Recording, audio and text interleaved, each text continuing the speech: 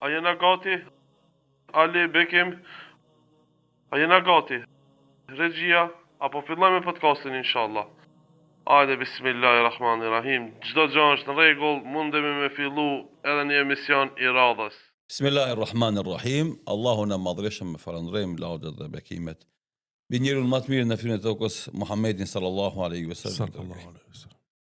Sunallah, mysafirët e tu jemi. Do është në fillim të sezonit 3 hirin të bëjsh ti hoxho. E jone, si do qoftë Allah që përmblejt për pjesëmarrëve. Shikus të ndërum, kjo pra është sezoni i 3, fillimi sezoni i 3 të podcastit Merr Frim, me pamje të re, me studio të re, e falenderojmë Allahun, i cili na mundsoi që të fillojmë edhe këtë sezon, inshallah edhe shumë sezona tjera. Deshta ta falenderoj publikisht Ali Elezin, i cili u ka kujdes për këtë pamje. Hoxho, mirë se erdhe. Mirë se ju kemi gjetë. Allah inshallah jap shëndet e bereqete, suksese në këtë aktivitet mediatik, po edhe gjitha aktivitetet tjera që i bëni si studio juaj. Amen. Hoxh, temën të cilën do të diskutojmë sot është, e kom titullu hutbeja e cila bëri bujë në qytet. Gjithsesi, ju para Ramazanit e mbajtën një hutbë në xhamin e Isabeut në Shkup, këshilla e vdekjes. E keni në YouTube, për ndryshe, mundi me pa. Ishte një hutbë shumë emocionale, hutbë të cilën vërtet plot veta kanë komentu, bile alo pa dal videoja në YouTube, shumë veta mu lajmëruan duke menduar që unë e kom incizuar, në fakt unë isha të hoxha me Tush Mehmeti. Sidoqoftë, deshta me të pyet çka ju inspiroi për këtë hutbë, si për fillim. E para falënderimi takon Allahut në të gjitha situatat dhe rrethonat. Ka bo buj, s'ka bo buj, janë relative. E para do thotë ne si musliman edhe hoxhallar edhe xhamat nuk duhet jemi në ndikimin e asaj që bën buj. Pa ajo që duhet me na udhëheq në punët tona janë dy gjëra. E para ajo që është e sinqertë për Allahun dhe e dyta është ajo që është e dobishme për fenë e Allahut dhe për popullin ton. Këto janë dy parametra që në të gjitha veprimet tona të me pas kriteret pa ndryshueshme, statike, vazhdimisht që ngelen të pranishme në jetën tonë. Sinqeriteti dhe ajo që është e dobishme për fenë e Allahut dhe e dobishme për popullin ton. Pastaj normalisht disa prej këtyre aktiviteteve kanë buj, disa s'kanë buj. Normalisht ka arsye edhe e para edhe e dyta, ata që kanë buj është e mirë buja për shkak se deporton të një shtresë e madhe e njerëzve. Edhe kjo normalisht e bën gëzimin më të madh për shkak përfitimit të njerëzve prej atij materialit, jo për shkak statistikës, numrit, domthonë. Kjo është shumë e rëndësishme me pas parasysh ligjëruesin këtë rast, që mos mahnitet me numrin e madh të ndjekësve dhe shikuesve, sepse nëse nuk është e sinqertë për Allahun, të Allahu sfiton asgjë. Kjo është sa i përket pjesës bujës, do thotë, edhe na normalisht i gëzohemi numrit të madh të shikuesve të videove të gjithë hoxhallarëve ton për shkak këtij fakti, sepse gjykojmë se ka depërtuar të një pjesë, një shtresë e madhe. Tash ku flasim gjuhën mediatike, ajo që quhet virale. Po. Pse është e madhe dhe e mirë për shkak se ka depërtuar të një shtresë shumë e madhe e njerëzve. Edhe normalisht, megjithse këtu do të ndalim me bëni fusnot, pse depërton të një pjesë e madhe e njerëzve, kjo nuk do thotë që ajo ngelet si informat e gdhendur në vetdijen e tyre. Pse kjo? Për shkak se njerëzit son janë të bombarduar me kontente, me prodhime mediatike. Edhe tash rrjetet sociale, mediat alternative e bombardojnë të riun me lloj-lloj videosh, edhe atë videon që ka pas ndoshta ndjenja, emocione, edhe e ka shikuar me vëmendje, video e dytë apo e tretë apo e katërt apo e pesta që e shef ai brenda asaj dite, ja mbi shtreson këtë informatë dhe ai nuk shndrohet në kulturë. Edhe njëra prej problemeve që kemi në zhvillimin mas mediatik është më kjo. Informatat e shumta, do të hiperprodhim të informatave, lën hije informatat më të mira që duhen njeriu. Edhe ndaj zgjidhja për këtij bombardimit informativ është që me kënd sa më pak i kyçën në rrjetet sociale dhe me përzgjedh vetëm gjëra që të bëjnë dobi ty personalisht, në fen tonë fillimisht, pastaj në profesionin tan, pastaj në hobit tuaja. Edhe mos me leju që gjërat e pavlefshme, bërlloku, shundi, me të marrë një pjesë madhe të kohës. E tani çka është inspirimi? Inspirimi konkret, megjithëse kjo puna e vdekjes edhe për kujtimi për vdekjen është njëra prej çështjeve bazike që feja e ndërton këtë konceptin e vet të edukimit të njerëzimit edhe rregullimit të raporteve tia me krijuesin e vet, me botën ku jeton, me vetveten e kështu me radhë. Vdekja zë një vend të jashtëzakonshëm në porositë fetare dhe është i pranishëm vazhdimisht në jetën tonë, mirë po shpesh herë na kalojmë pranë vdekjes pa u ndalë me mendu rreth vdekjes, pa u ndalë me mendu se nëse sot ky vdish, do thotë kush e ka radhën nesër. A mund të jem unë ai që nesër mund të jem i shtrirë si ky para nesh. Edhe atë muj që e vendosa me mojt hudben për vdekjen, realisht ndodhen 4-5 vdekje të një numri, do të një moshet për afër brenda 40-ve dhe 55-6 viteve. Që ishte nën mesataren. Bilikisht edhe rast 20 vjeçar, do thotë. E këtë kjo që ishte vdekja e njerëzve të ri, ishte motiv për mua me i thonë njerëzve në përgjithësi besimtarëve, o njerëz, ju që jeni në xhami, që ka këtu prim 15 vjet, 15 vjet realisht fëmijë deri 90 vjet plesh, e shihni se nuk ka nevojë me bë 90 vjet për me vdek, se mundesh me shku edhe 20 vjeçar, mundesh me shku edhe 30 vjeçar, mundesh me shku edhe 40 vjeçar. Realisht mosha këtu është irrelevante. Askush prej neve nuk e di momentin e fundit të jetës sonë dhe kur ka më në ardh momenti që na më dorëzu amanetin ton Allah xhelal. Ai ishte motivi bazë konkret, e kam pas në zemrën dhe mendjen time gjatë kohë me fol për vdekjen dhe me elaboruar në formën më të mirë të mundshme sipas rrethanave që na jepet faktikisht me një hutbe ku ti mundesh me fol 15 minuta, 20 minuta, maksimum 25, që normalisht bëhet tepër nëse kalon 20 minutashin. Edhe e përzgjodha që ajo hutbe të ketë këtë përmbajtje, jam mundu të elaboroj në aspektin akademik me argumente fetare, në aspektin e ligjërimit, të i pas parasysh parametrat e një ligjërimit të sukseshëm. Normalisht aty s'kan mungu edhe emocionet, e tash ajo që du të them është se na gjithë bim në emocione, mirë po realiteti është se sa kemi nevojë na për ngacmim të emocioneve, aq më tepër kemi nevojë na për ngacmim intelektual të kapaciteteve tona intelektuale. E këtu na e shohim vetë në veprimin ton ligjërimit se si të flasish për tema emocionale, kontenti përhapet bëhet viral, kur flet për çështje bazike, esenciale që kanë të bëjnë me konceptet intelektuale tona mbi fen, aty nuk ka ndonjë shtrirje aq të madhe. Dhe që na jep një përfundim, megjithëse kjo nuk është studim, po thjesht është një skenim si përfaqësor i realiteteve tona, e kuptojmë se na nuk kemi thellësi intelektuale në perceptimin e fesë edhe problemeve të jetës, i kemi emocionale që nënkupton se janë ad hoc, momentume, gëzimi, mërzije, pikëllimi, shqetësimi, zgjidhje, kontributi e kështu me radhë. Edhe kjo neve na bën pa një strategji afatgjate zhvillimore dhe kjo për një individ është e rrezikshme, por rreziku bëhet irrelevant ka një shoqërie, po kur bëhet fenomen shoqëror të bëhet rreziku shumë i madh.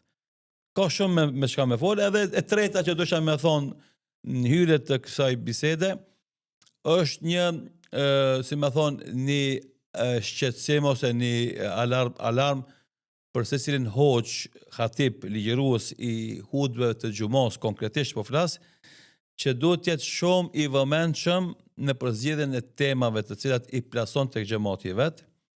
Pastaj e dyta në përgatitjen akademike në lidhje me temën që ai e ka vendosur me fol.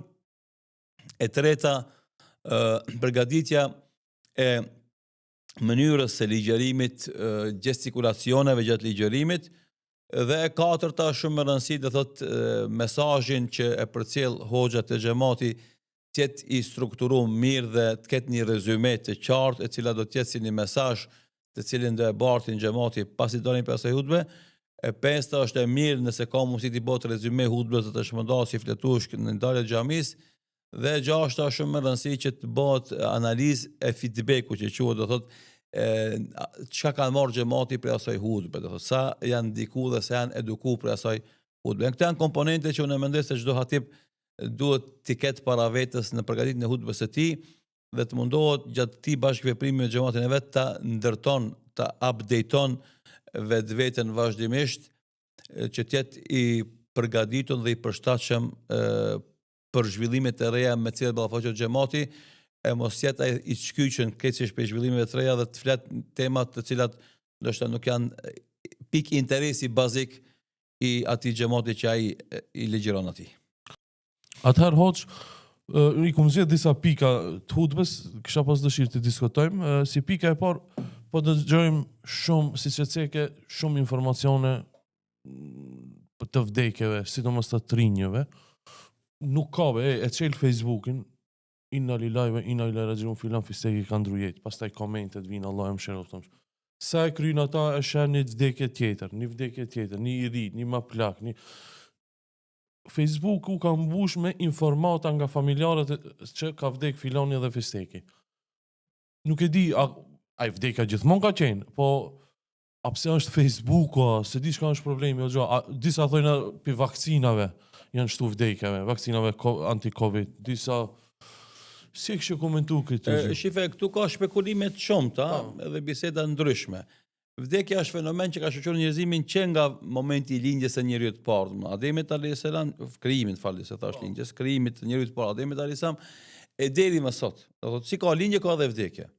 Normalisht ajo zhvillohet, disa herë ka natalitet më të madh, ka më shumë lindje se sa vdekje, disa herë ka mortalitet më të madh se sa lindjet. Ajo zakonisht ndodh kur ka epidemi, kur ka luftra kështu me radhë.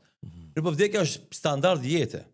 Edhe problemi më i madh i njerëzimit është që nuk dojnë me kuptu se si i gëzohemi na vdekje, lindjes dhe jetës, ashtu duhet me qenë përgatitur me u ballafaqur me vdekjen, sepse janë fenomene që e shoqërojnë njerëzimin që nga fillimi vet dhe deri në fund jetës kështu ka më qenë. E tani pse na ballafaqohemi më shumë informata mbi vdekjen ose mbi njerëzit që vdesin, është për shkak të medias bashkëkohore, për shkak të komunikimit masiv. Për shembull, përpara për ta marrë vesh se në një fshat periferik të Shkupit ka vdek dikushi, është dashur me kon në atë fshat, në atë moment që ka vdek ai për me marrë vesh, përndryshe që ti kishe marrë vesh një javë apo 2 javë apo 1 muaj më vonë se ka vdek ti në Shkup që jeton, se dikush për shembull në një fshat periferik të Shkupit ka vdek, duhet 1 muaj kohë me shku. Tash në real time që quhet, në kohë reale, ti je në Shkup, edhe din kush vdes për shembull në një fshat malor të Karadakut, në një fshat malor të Karshjagës, në një fshat domethënë të largët të Dërvenit, që në Shkup, që në Shkupit tupi çaj, kafe në qarshie merr vesh. Shkaku i Facebookut, shkaku i internetit, shkaku i komunikimit masiv që ndodh. Interneti, Facebook, rrjetet sociale, mediat e kështu me radhë. E të kalumet të s'ki mujt me ditë këtë vdekje që kanë ndodhur në Shkup dhe periferi. Sot mundesh me ditë këtë vdekje që ndodhen, normalisht dukon shumë, ama ato edhe në të kalumet kanë ndodhur njëjtë. Po ti e dyta është që ti s'ki mujt me kon pjesëmarrës në varrimin e X-it apo Y që kanë vdek, që ti i ke njoft, sepse si ke njoft kalumen, tash i njeh për shkak rrjeteve sociale. Shembull, ka njerëz që shkojnë në varrim të X-it apo Y-it që vdes se e kanë mik Facebook. Po.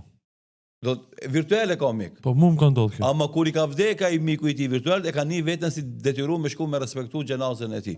Përpara ti s'ke pas misi virtuale, ke pas vetëm misi reale. Nëse s'ke njofti realisht edhe mërzia të okon më e vogël gjithsesi, edhe se keni veten detyruar me shku. Kështu që vdekjet janë standarde, nuk rritet zvoglohet më tepër për luftrave. Muhabeti i vaksinave është akoma në fazë shpekulimit, ka muhabete pro e kontra, është debat shumë i madh, fundit Naimi Hoxhallas është pjesë e jonë që na më elaboru, është puna e mjekësisë, organizatave ndërkombëtare të shëndetësisë, mjekëve ekspertë të kësaj lëmie, ata mund me folë me përgjegjësi, na çat flasim kam me spekulim, është besoj që e pa nevojshme, jo populli thjesht me fol për këtë temë, po edhe na që jemi Hoxhallas kemi drejt me fol për këtë temë se nuk është tema jonë, është tema e mjekëve edhe ekspertëve të imunologëve kështu me radhë. E vetme arsye është kjo, domethënë përhapja e komunikimit masiv, telefoni, interneti, rrjetet sociale, ata e kanë bërë që na të kuptojmë se ka vdekje reale, vdekja është e madhe, ashtu sikur se ka edhe lindje të mëdha. Ajo që unë mendoj se më e rëndësishme se ky element është që ta kuptojmë se gjithë neve na shoqëron vdekja vazhdimisht në jetë. Edhe në moment caktuar vjen momenti që ti më adrezosh shpinën Allahut, ajo që më ka mbrenga jonë është ti me çka kemë shkuar te Zoti, çka kemë marr. Cili është kapitali që ti kemë marr me vete kur më shkoj te Zoti. Ne po është interesante se edhe te trit ka disa vdekje që po i kuptojmë, po i marrim vesh. s'kan qenë hiç të smut. Do të thonë pa prit që zyret punës. I ri, djali i ri, do të thonë ka vdek. Zotën, vdekja nuk shkon të gjithë me paralajmërim. Ka shumica dërmuese që kanë pa paralajmërim. Janë rastet e rralla ato që shkojnë me paralajmërim. Domthonë smundja e gjatë, paralajmërim me smundje për shembull fatale, kancer e kështu me radhë. Edhe ata ka raste shumë pyetëve që kanë pas kancer dhe ka qenë një lloj paralajmërimi për vdekje, po u shëruaj, ka jetuar edhe 20 vjet mas. Po. Edhe andaj na duke pas parasysh këtë fakt themi se besimtari duhet vazhdimisht me kon I përgatitur me ballafaqim me vdekjen. Nuk ki nevojë me qenë I smund për me vdek, nuk ki nevojë me qenë I urritur për me vdek, nuk ki nevojë me qenë I burgosur për me vdek, nuk ki nevojë as me qenë luftë për me vdek. Nuk ka shumë shmëranësi me kuptu. Se në luftë mundesh me shku jo një luftë, por shumë lufta me marr pjesë mos me vdek. Mos mu vra. Me shku ti në shtëpinë tonë edhe mu vra. Unë kam një shembull për që kjo është punë e kadereve të caktimeve. Kur ishte lufta e Bosnjës në Bosnjë, domethënë, në ish Jugosllavi, një pjesë e bosnjakëve patën emigruar në Jordani atko. Realisht, një vëlla dhe një motër patën me gjallë për gjithë familjes që I kishin masakruar në Bosnjë. Edhe ata si refugjat largohen për Bosnjës edhe gjenë strehim në Jordani. Në shtëpinë ku kanë jetuar ata, në periferi ose në rreth Këshillëk aty, kishte dasëm, edhe duke shkrep armë, njërit për aty e dy fëmijëve I vje plumi edhe e godet edhe mbytet në Jordani. Ai ka shpëtu luftës domethënë edhe masakrës në Bosnjë, po kaderi ka sjellë që në Jordani ku ka emigruar me shpëtu, faktikisht ta gjen vdekjen aty. Pi plumit përsëri. Këto janë caktime Zotit që tregojnë se ti nuk ki nevojë me kon I smund për me vdek, nuk ki nevojë me kon I varfër për me vdek, nuk ki nevojë me kon I burgosur për me vdek, as luftë për me vdek. Vdekja einama takunu yudrikukumul maut, si thot Allah I Madhëshëm, kudo që t'jeni ju arrin vdekja. Walau kuntum fi burujin mushayyada, dhe kjo është porosi me rëndësi, edhe sikur të jeni në kalaja të fortifikuara, kjo vlen për pasanikët e pushtetarët. Ata për shembull bëjnë kalaja, bëjnë fortifikata, edhe mendojnë se nëse janë të mbrojtur për njerëzve, kanë qenë mbrojtur edhe për melekul mautit. Ja. Melekul mautit deporton te secili njeri. Kudo që ke shku, ndesh je strehuna për tunele, ndesh ke je strehuna për shpella, ndesh ke bo kalat të madhe, këtë gure çelik për më mbrojt, melekul mautit deporton ata merr shpirtin, edhe kimë vdek. Kështu që nuk ka nevojë me pas paralajmërim për me vdek, ka mundësi njëri me kon I ri, I shëndetshëm, pa ku një farë smundje, pa ku një farë shkaku t'jashtëm, qofshin këto edhe puna e vaksinave që po folet, vdes, pse atë që ka caktuar Allahu me jetuar njeri, se në momentin kur vjen meleku me sjell shpirtin tek fetusi embrioni, domethënë që zihet në barkun e nanës kur I bën 4 muaj, edhe I vjen jeta, I vjen shpirti, në atë moment ky melek që sjell shpirtin I tregon Allah I Madhërisëm se ky njeri ka më jetu kaq vjet. Subhanallah. Isha tu menu 5 vjet, a 15, a 20, a 25, a 30, do thot Allahu e din, edhe melaqet që kanë këtë detyrë e din, na nuk e dim gjithsesi. Isha tu menu kur e ceke luftën, domethënë edhe lufta nuk ta sjell vdekjen. Asnjëherë. Isha tu menu për 2 persona, për 3 persona në fakt. Një është ju, Hoxh Bekir Alimi, që keni marrë pjesë në disa luftra. Edhe 2 persona, Hoxh Fatmir Latifin edhe Bekim Dashin, drejtorin tonë. Po.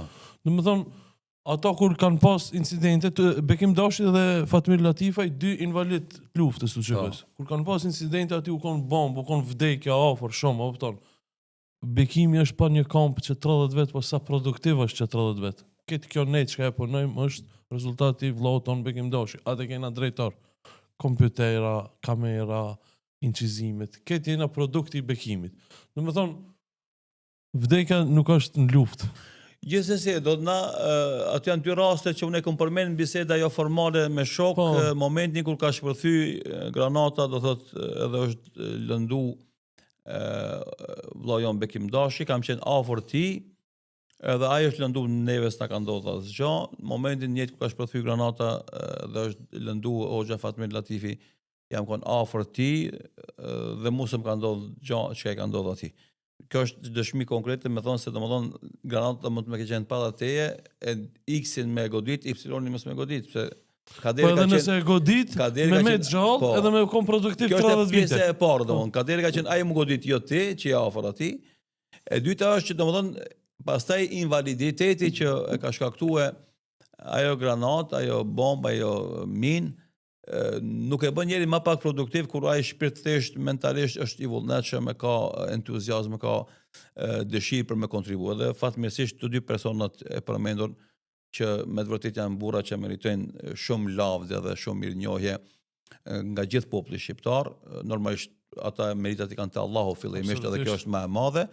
Edhe kjo sigurisht ata i intereson më shumë se çdo gjë tjetër, por na si shok tyre, si bashkëpunëtor tyre, si bashkëluftar këtë rast tyre, duhet me tregu se është një nder i madh i jashtëzakonshëm për kombin ton shqiptar, prania e këtyre dy burrave që u përmendën me emra, Bekim Dashi dhe Hoxha Fatmir Latifi, sepse të dytë me gjithë invaliditetin që ka shkaktuar lufta, ata as janë zhgënjur për jetës, as e kanë humbur vullnetin, as moralin, ata përkundazi kanë vazhduar për shembull punët e veta, shkollimin e vet, kontributin e vet, bile jam i bindur se i njoh dytë edhe para lufte edhe mas lufte, mas lufte janë bërë edhe më të dobishëm, edhe më efektiv sa kanë qenë para lufte. Edhe kjo është mësim edhe porosi për gjithë njerëzit që pa marrë parasysh çfarë thona mund të lëndohen apo dëmtohen, se ti nuk ki nevojë me u blloku edhe me u mbyll vetvete pse ki një smundje ose ki një dëmtim ose ki një lëndim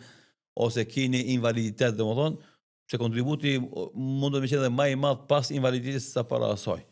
Vullneti, mbështetja në Allahun e Madhërisëm, dëshira për fitu kënaqësinë e Zotit, dashuria për popullin e vet, për vendin e vet, për të kontribuar këtij vendit, atë i bën bilet veçantë, i bën jashtëzakonisht suksesshëm, edhe normalisht invaliditeti kanë herë shndrohet për shembull në hapje dyrëve, se njerëzit e shohin me sy të mëshirës edhe të respektit, edhe ajo që dyrë të njerëzit që ata me kontribuar dhe më shumë, kurse është shembull Hoxha Fatmir Latifi për shembull, që njerëzit kur e shohin atë sakrificën e madhe që ka dhe atë krenarin që ka me sakrificën, edhe nuk ndihet inferior as i kompleksuar pse i mungon dora. Po. Dhe kur ai për shembull merret me pajtimin e gjaçeve, pajtimin e familjeve, njerëzit domthonë ndihen të turpnum para tij, ka fliju, ka sakrifiku, tash ka ardhur ai neve për interesin ton, faktikisht me na pajtu, e si na mos me pranu këtë mediatim, këtë ndërmjetësim të këtij hoxhe. Dhe Allah i shpërbleft, ju jap shëndet edhe ymër, e vazhdojmë me kontributet e veta, e i kemi në mesin tonë edhe shumë vite, atë që ka caktuar Allahu i Madhërisëm, e shkojnë te Allahu duke qenë Allahu i kënaqur me ta. Amin. Hoxh, në hudbe ki cik, vdekja dhe kamatën e ki cik.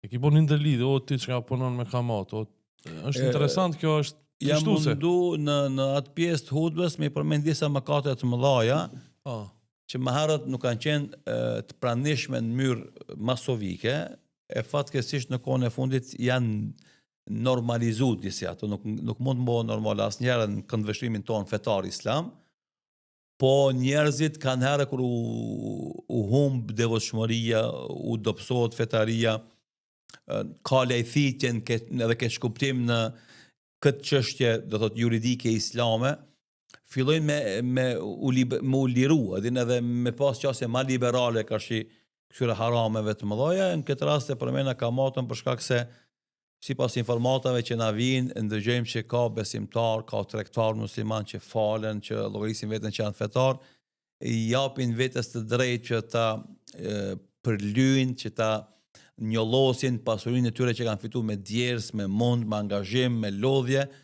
ta përlyjnë, ta përllomin me një pasuri që është gjithsesi është haram edhe e pabereshmshme, ajo është kamata dhe kredit me kamat. Dhe kam desh me i thonë atyve se zakonisht njeriu kur hin këtë loj e ka një lloj rezerve dhe thot une u detyrova me hin kredit me kamat për me zhvillu biznesin tem, mirë po në momentin e parë që une dal pi krize edhe forcona, kam me kthy borxhin, kam me la kamatën edhe mo, kam me vazhdu punën normal. I them ti kush të garanton që ti kemi jetu edhe 5 vjet edhe 10 vjet që me la kreditin edhe ti pastaj me punu pa kredit, me konje pasë, nuk i garancë. Ndaj, pse ti mendon me zhvillu biznesin tani, me bo pi 1 milion, me bo 10 milion, kur edhe ato 1 milion ty të mjaftojnë, nuk është kjo kthirje për mos me punu, për kundërshtim na do thotë i nxisim tregtar ton, biznesmenët ton që të zhvillojnë bizneset e veta dhe të zgjerojnë hapësirën e veprimit vet, mirë po jo në llogarit fesë tyre. Jo në llogarit të ahiretit tyre. Kjo është mesazhi. Se feja dhe ahireti janë ma shtrenjta se këtë bota dhe që kanë te. Jo ai milion ose ai qindra mish euro që ti keme marrë si kredi pi bankës. Andaj këshilla ka qenë, tentativa ka qenë me këshillu besimtarët o vëllezër, mos e përlyni pasurinë tuaj që keni fituar me djerës, me mund, me angazhim që keni halal 100% me pasuri haram. E dyta, o vëllezër, mos mendoni gjatë se ku me ditë a keni me mri me gëzu suksesin e këtij projekti që ke përzir me haram. E treta, ku me ditë a mrinti me kthy atë kredit e me shku te Allahu me një haram të madh. E Allah i madhreshëm kur flet për kamatën konkretisht, halallahu al-bay wa harrama ar-riba, Allahu e ka llogarit halal shitblerën dhe e ka ndaluar kategorikisht e ka bu haram kamatën. Dhe Allahu i madhishëm jep bereqet shitblerës halal, u yahmik Allahu riba dhe Allahu e humb e shkatron suksesin dhe bereqetin e pasurisë që është e përzierë me kamat. Dhe për këtë arsye na kemi dëshirë që pasuria e besimtarëve tonë, tregtarëve tonë të jetë e pastër halal, që llogaria e tyre para Allahut për to të jetë e lehtë, e para, e dyta që ajo pasuri të jetë shnet dhe bereqet për ta dhe të jetë i dobishëm në dunjë në ahiret, e mos bëhet shkak që ajo pasuri që ata të kenë strese, të kenë shqetësime, të kenë dobësim të shëndetit e kështu me radhë. Sepse na kemi fakte historike, shembuj të shumë biznesmenve që e kanë thyer atë kufinin haramit dhe halalit në bizneset e veta dhe pastaj u ka reflektuar kjo në shëndetin e tyre, edhe atë psiqik, edhe atë fizik. Apo në mirëqenien familjare, u ka prish rahatia në shtëpi. Edhe ne themi çka tu desht? Çka tu desht? Nuk beson ti se Allahu është i gjithdijshëm, edhe Allahu mas mirë i piket neve i din rrethonat, edhe mendon që rastësisht Allah e ka bëu haram kamatën, e ka bëu halal tregtin. Nuk janë këto se në rastësisht, se Allah është i gjithdijshëm, është i urtë, edhe e din më mirë se sa na, do thotë se çka na duhet neve edhe çka na bën dobi neve. Edhe çdo ndalesë fetare që është në Kur'an edhe është sunet pejgamberit sallallahu alaihi wasallam, realisht kur të analizojsh mirë, holl, derse krejt ajo është e ndaluar për shkak domethënë se dami prej aty veprimi është shumë më i madh për ne se dobia. Realisht nuk ka kur një farë dobi ente. Tema është vdekja dhe kamati. Çka nëse vdes me kamat, duke punuar me kamat? Ajo është që po tentoj me tregu, do të vërejtje e madhe për secilin besimtar i cili ka marrë kredi bankare me kamat, me mendim se ai ka me pas ymër për me kthy edhe mu la e pastaj mu pendu, i themi na ti s'ki garant që kemi jetu gjatë për me kthy, nëse vdes në atë gjendje, kemi shku te Allah me një mëkat të madh. Mëkat i cili nëse nuk pendohet njeriu, nuk ta fal Allahu, por ka me ndëshku për të. Ndëshkimi për kamatën, domethënë është shumë i madh. Pejgamberi sallallahu alaihi wasallam e ka treguar në shumë hadithe, do thotë se 1 dinar kamat është më e rëndë te Allahu i madhëshëm se me 10 zinaja. Me 10 zinaja, tash nuk do t'i përmendi gjithë argumentet fetare, sepse ka argumente fetare që janë shumë të trishtueshme, të cilat do thotë ja tërheqin në vërejtjen e secilit njeri edhe më dobtit në aspektin imanor, që me konë shumë si qelë dhe shumë i vëmendshëm, edhe me i rit shumë, me i ndejt shumë larg kamatës, sepse dami, dënimi, gjunaja shumë i madh te Allahu subhanahu wa taala. Mjafton ajo që thot Allah i madhëshëm për kamatën, la yakumu illa kama yakumu alladhi yatakhattabu shaytanu min al-mas. Njeriu i cili zhytet në kamat nuk lëviz, nuk çohet në kam, përveç se si ai i prekur i prej gjendve. Domethënë e humb stabilitetin psikofizik të vetin. Edhe kjo është mos e vërtet, edhe kjo shihet vazhdimisht. E tash dikush ka mësim thonë po jo besimtar. Kjo nuk vlen për jo besimtar. Po, jo mos na dëgjoni. Janë për muslimanët. Në qartë. Domethënë tash ata dalin edhe tash fillojnë me folë jo, po sistemi bankar, ekonomia botnore, na i themi për besimtarët muslimanë, ata që besojnë Allahun e Madhërisëm, besojnë pejgamberin sallallahu alaihi wasallam si vula pejgamberëve, besojnë Kur'anin si libër të shenjtë dhe i ndjekin udhëzimet e Islamit. Për ata jemi të fol. Tash mediat mundson me ndëgjuar edhe një jo musliman, themi kjo s'vlen për jo musliman. Ju vazhdoni. Ju bëni çka doni në fundit, ju keni më dhënë llogari për besimin dhe mosbesimin tuaj. Pastaj normalisht edhe për të mëkate të tjera, ama esenca e komunikimit me jo muslimanët është besimi në Allahun e Madhërisëm, monoteizmin edhe vula e pejgamberit Muhamedit sallallahu alaihi wasallam dhe Kurani si libër i shenjtë dhe ringjallja si ditë si pjesë e besimit.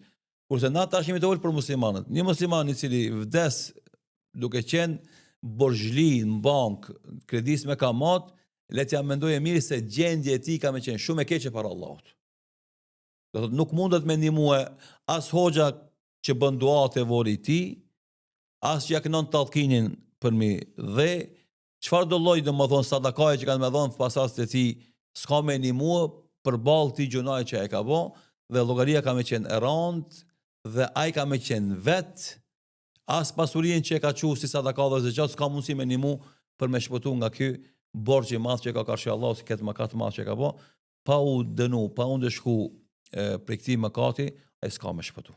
Allah na ruajt inshallah. Amin.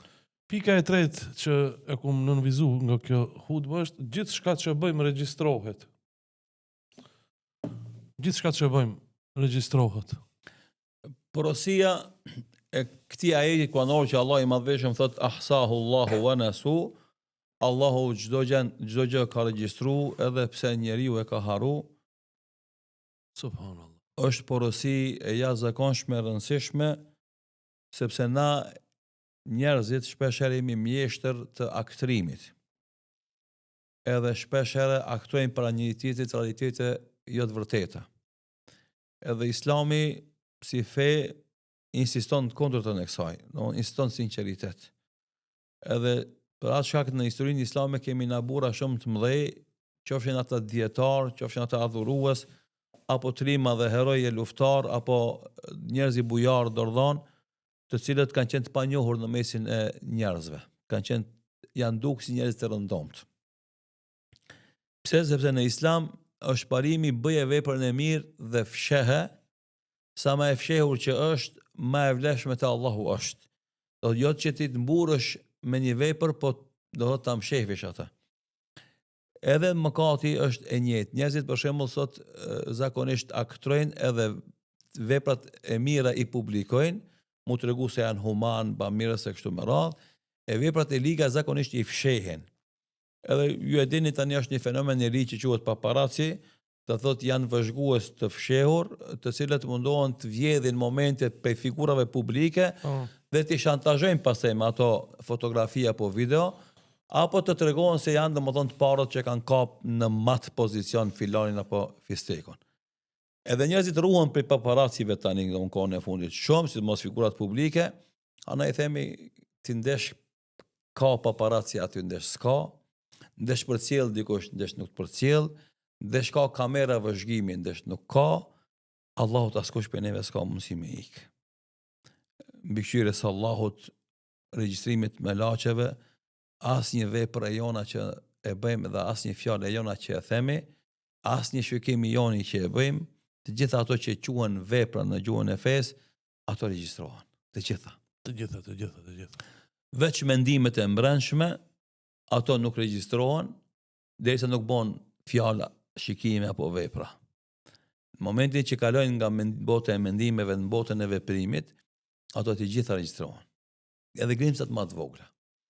Andaj ky ajet kuranor ahsahu Allahu wa nasu, kemi pas rastin në luftën e Bosnjës me pas disa refugjat të të na në familjen në shtëpinë e Migjes në gjithë me neve, edhe ndërkohë kishin ardhur disa musliman për të ndihmuar ata dhe e kishin vendos një shkrim të bukur kaligrafik në mur e ishte ky ajet kuranor aty i vendosur. Kë flasim 1992-93. E pre atëherë unë e kam pa atë shënim të bukur kaligrafik në atë mur, edhe mu ka gdhent në mendjen time dhe në zemrën time dhe është ajet i cili shpesh herë ja kujtoj vetvetes edhe tjerëve ahsahu Allahu wa nasu. Allahu gjitha çka kemi bëj ka regjistruar edhe pse njeriu i ka haru. Për më ja kujtu vetes se na s'mund t'i fshihemi Allahu dhul xhelal. Dhe aftësia dhe mjeshtria e aktrimit që kanë njerëzit mundet me dhëste njerëzit ama te Allahu nuk dhes. Dhe aftësia për t'i mbulu tmetat dhe mangësit që i kanë njerëzit mundet me dhëste njerëzit, po te Allahu nuk dhes. Dhe se Allahu i din prej neve gjitha veprimet që i bëjmë, edhe ato që i bëjmë vet, edhe ata që i bëjmë publik, edhe ata që i bëjmë, do thot edhe i fshehim, edhe ata që na dalin, domethënë, për atë shkak njëra prej lutjeve që i mëson Allahu i madhreshëm besimtarët, Allahumma stur awratena wa amin rawatena, o Zot, mbuloj turpet tona dhe na jep sigurinë në jetën tonë.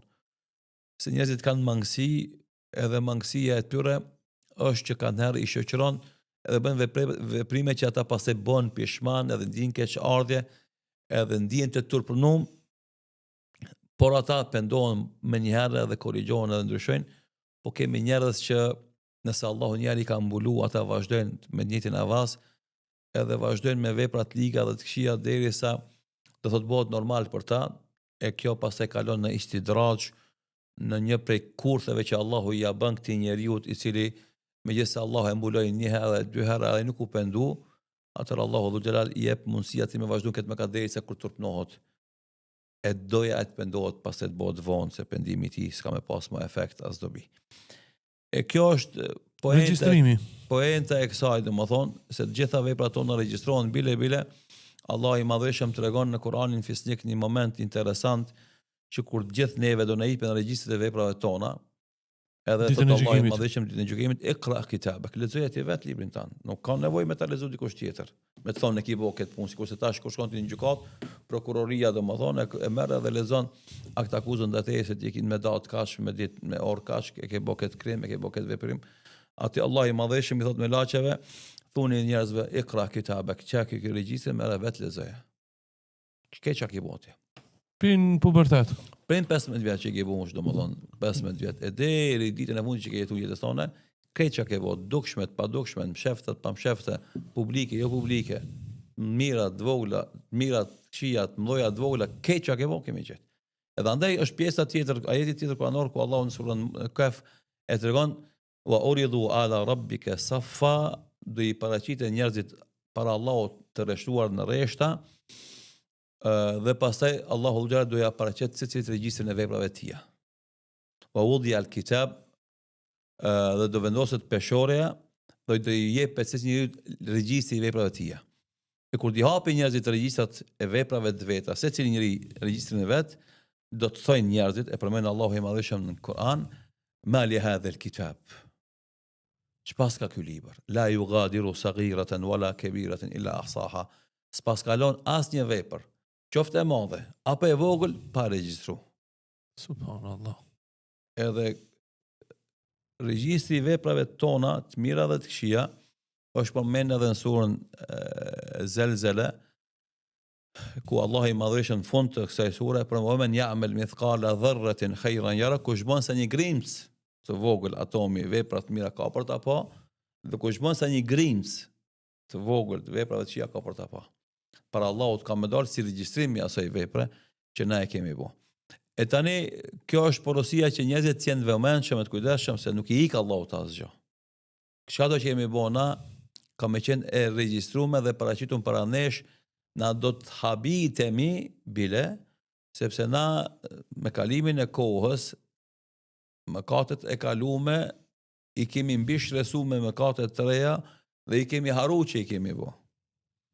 Edhe andaj kur do i shofsh të gjitha veprat tuaja që i ke bën, edhe ato që ti ke haru, do të befasohesh për skeçi për ty, se do thot edhe andaj do thosh këtë fjalë, mali hadha kitab, çfarë ka ky libër?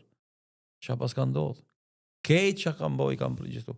Se ti ke mendu e ki haru ti, kanë haru njerëzit edhe ajo mo ka kaluar. Din si themi të na në gjuhën e popullit është bë vepër e vjetër, edhe amneston gjyqi.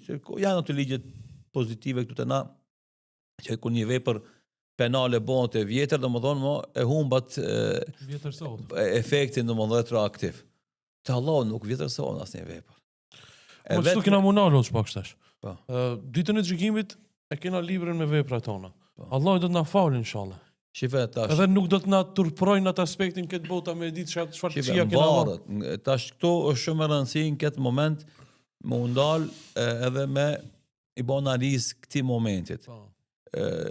Allahu ka me mshiru dikën. Allahu ka me jafshi gjuna dikujt. Për librit. Ama edhe ka me turpnu dikën. Që s'është mohabeti Allahu ka me na mshiru. Absolutisht. Po dikën ka me mshiru, dikën ka me jafshi gjuna që i ka bërë dhe s'ka me gjetë në regjistër, ama dikën edhe ka me turpnu.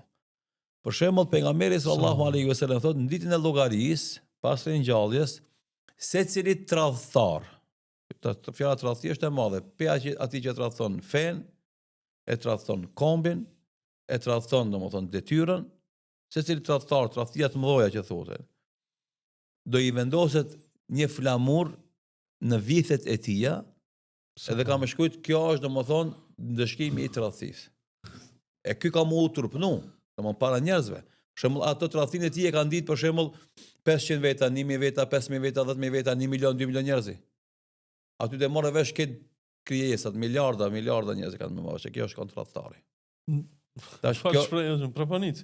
po, kjo është për ta poshtru, Po të? për ta poshtru. Me flamur Se ai prapanic. ka tradhtu, do thotë një amanet. Shumë konkretari i shtetit vet, edhe ka bo marrëveshje me shtetin armiqësor, edhe ka dorëzuar shtetin vet atij për shembull. Po. Ose ka pas amanet fen.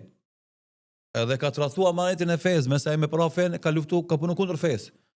Është moment shumë, shumë i ndihshëm edhe shumë serioz. Tash secili prej neve që ka përgjegjësi, çfarë do lloj përgjegjësie? Nëse nuk është i sinqert edhe i përgatitur për atë përgjegjësi, ka me dhënë llogari.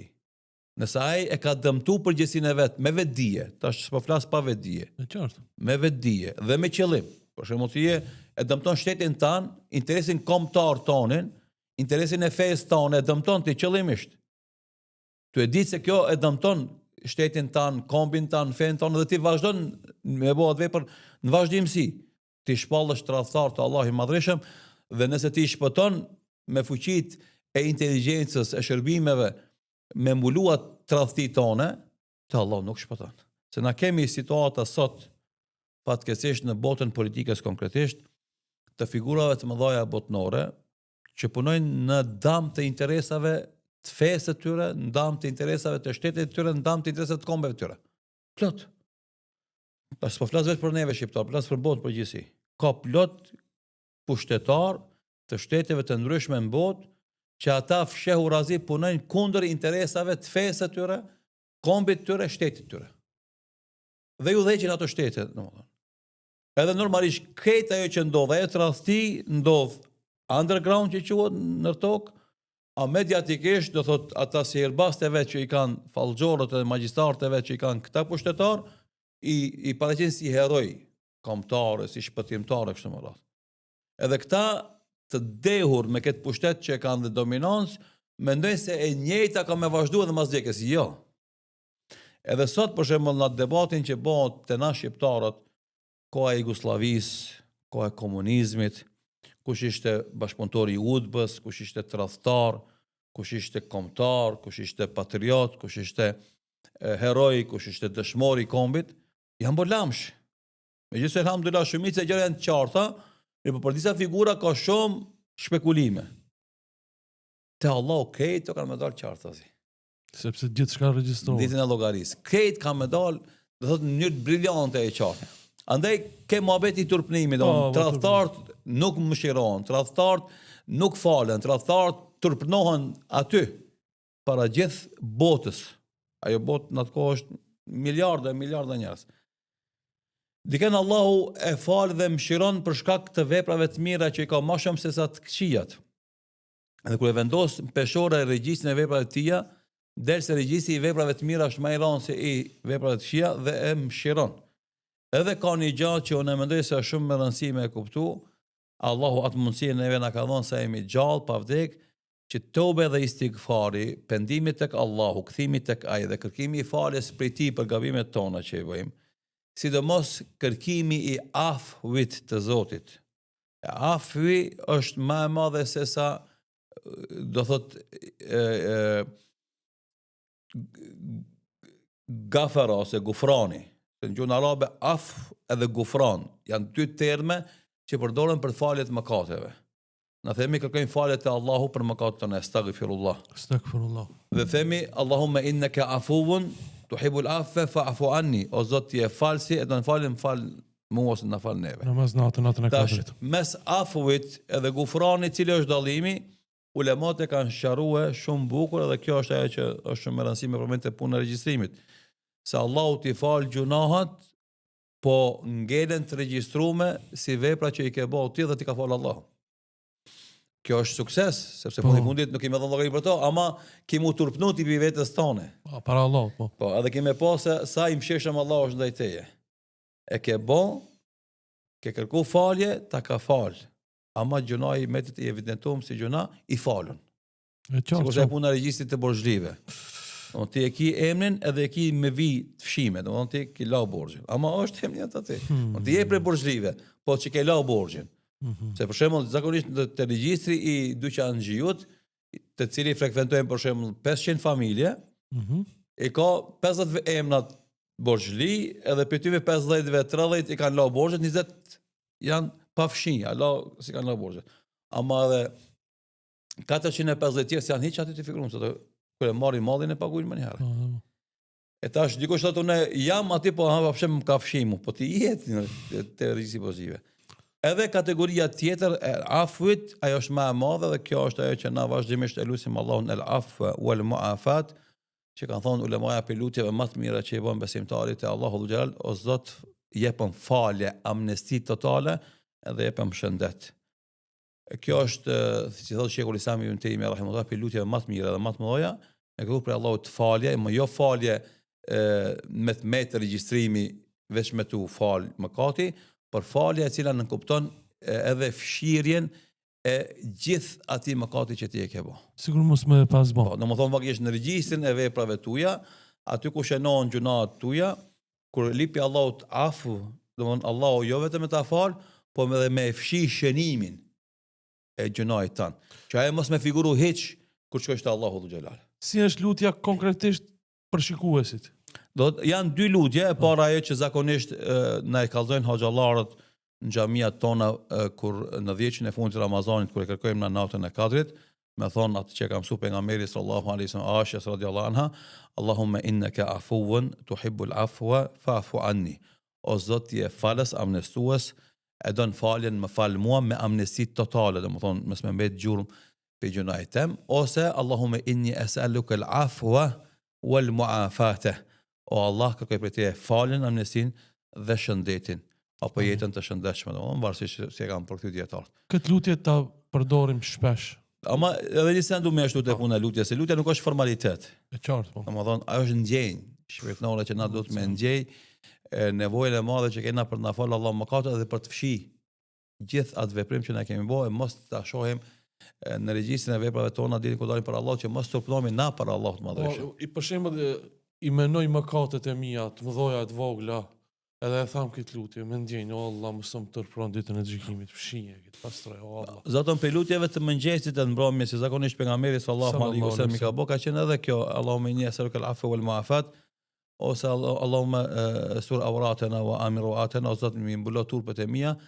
Kretë kjo të më dhënë thjesht për shkak se ky besimtar me e zgjut tek ai vetdijen se na këtë kena me dalë para Allahut dhe këtë kena me dhënë llogari para ti dhe se para ti nuk ka mundësi mu fsheh asgjë. Bile tregon pejgamberi sallallahu alaihi wasallam se është për momenteve shumë emocionale, momenti kur njeriu ballafaqohet me madhinë e tij subhanahu wa taala. Kjo është pika e për t'i dhënë llogari atij. Që thot Ibn Abbas radhiyallahu anhu se pejgamberi sallallahu alaihi wasallam ka thonë ma minkum min ahadin illa wa sayukallimuhu Allah laysa bainahu wa bainahu tarjuman. Secili për juve ka mu taku me Allahun dhul xhelal dhe mes tij dhe Allahut nuk ka me pas ndërmjetësues. Biseda me Allahun në ditën e gjykimit, çdo njeri do të dalë para Allahut. Kjo është për momenteve shumë emocionale se ti mos ki mundësi me bë avokatur për veten tënde. S'ki mundësi me shprej justifikime, arsyetime, sqarime. O, që ka mundësi me përshkru. Në më thonë, Allahu është para mu, para njeriut. Unë jam këto.